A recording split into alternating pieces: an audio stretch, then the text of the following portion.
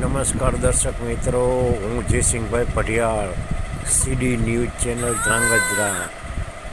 આજે તારીખ 12/9/2024ની વહેલી સવારે 2:30 વાગ્યા પછી મારી દીકરી દિવ્યાબાએ એક પુત્રી રત્નને જન્મ આપ્યો છે અને માતા તથા પુત્રીની બંનેની તબિયત સારી છે. અને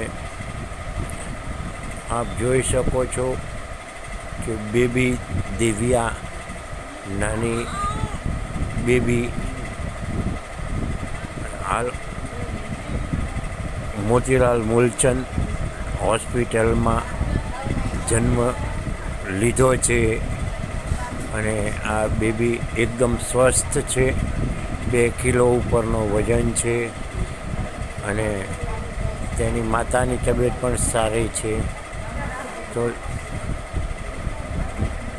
દર્શક મિત્રો, આ બેબીને ખૂબ ખૂબ આશીર્વાદ આપજો અને